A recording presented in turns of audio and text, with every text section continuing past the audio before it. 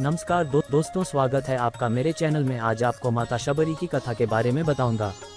आपको हमारा यह वीडियो कैसा लगा हमें कमेंट्स में ज़रूर बताएं।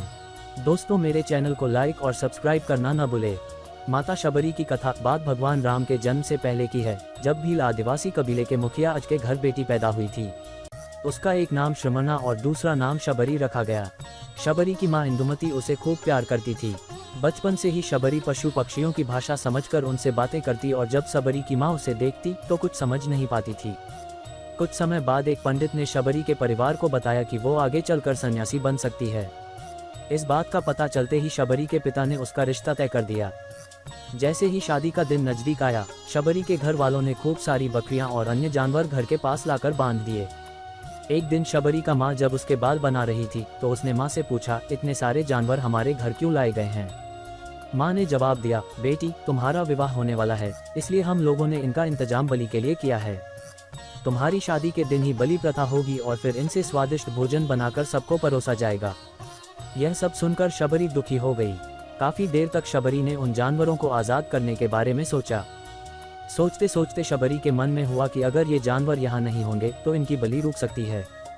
ऐसा नहीं हुआ तो मेरे घर से कहीं चले जाने पर ही यह बलि रुकेगी। जब मैं ही नहीं रहूंगी तब न विवाह होगा और न ही बलि प्रथा। इससे मासूम जानवर बच जाएंगे।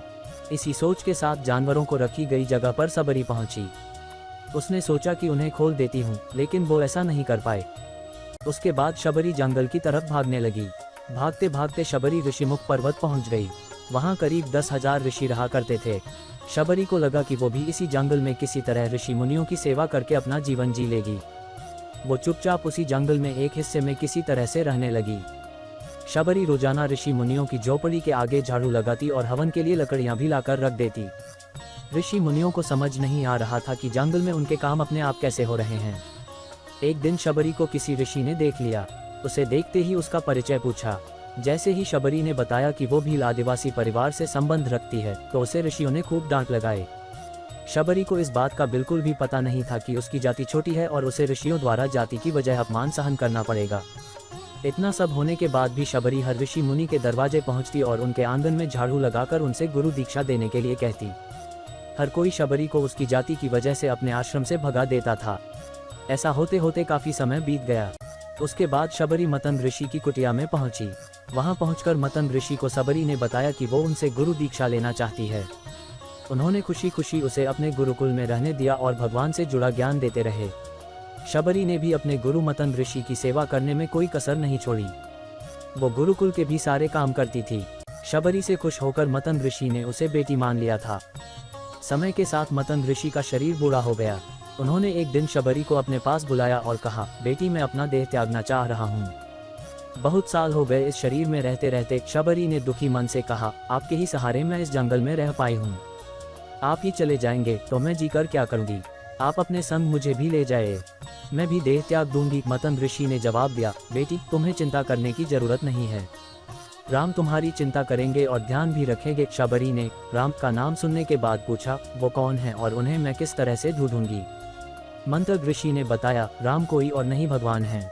वो तुम्हें सारे अच्छे कर्मों का फल देंगे। तुम्हें उन्हें ढूंढने की कोई जरूरत नहीं है। वो एक दिन खुद तुम्हें खोजते हुए इस कुटिया में आएंगे और तुम्हें उनके हाथों ही मोक्ष मिलेगा। तब तक तुम इसी आश्रम में रहो। इतना कहते ही मंत्रक ऋषि ने अपना शरीर त्याग दिया।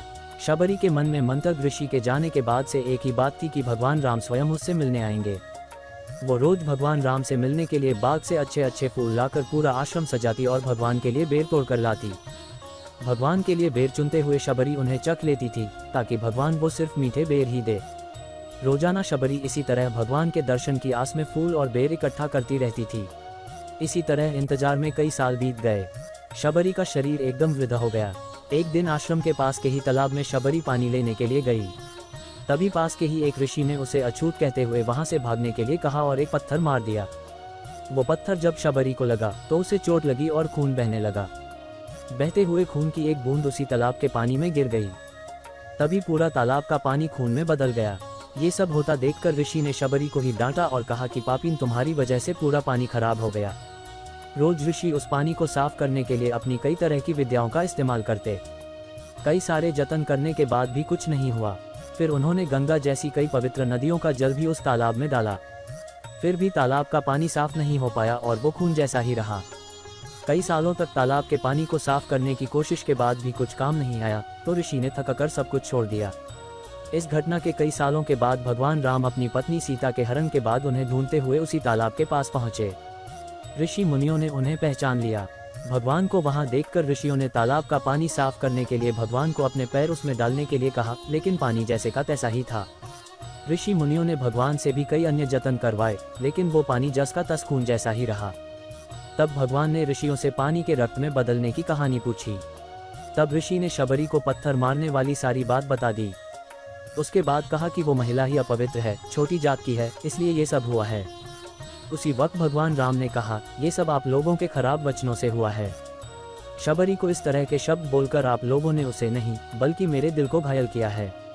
इसी घायल दिल के रक्त का प्रतीक यह तालाब का लाल पानी है। आगे भगवान राम बोले, कहाँ है वो माई, मैं उनसे मिलना चाहता हूँ।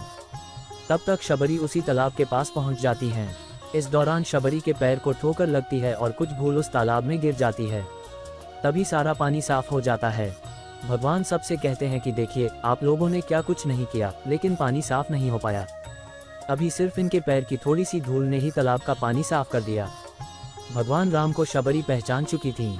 उन्हें प्रणाम करके शबरी ने कहा, भगवान आप मेरे साथ कुटिया में चलिए। भगवान भी खुशी खुशी शबरी के साथ चल पड़े।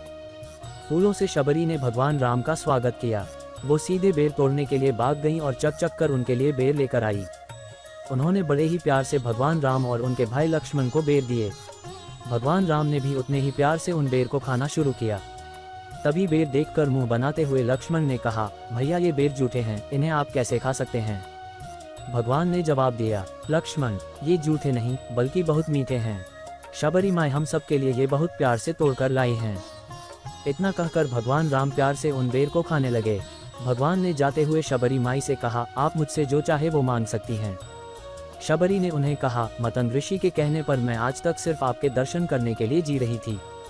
अब आप मुझे मोक्ष प्रदान कीजिए, मैं अपना शरीर आपके सामने ही त्यागूंगी। उसी वक्त शबरी ने अपना शरीर त्याग दिया। भगवान राम ने अपने हाथों से उनका अंतिम संस्कार किया और सीता माँ की खोज में आगे बढ़ गए। इस तरह से ऋषि मतंग की बात सच साबित हुई और शबरी को भगवान राम के दर्शन भी हुए। तभी से भगवान राम को शबरी के राम भी कहा जाने लगा। दोस्तों हम फिर मिलेंगे नई कहानी के साथ। आज का ये वीडियो अच्छा लगा तो प्लीज़ मेरे चैनल को लाइक और सब्सक्राइब करना न भूले।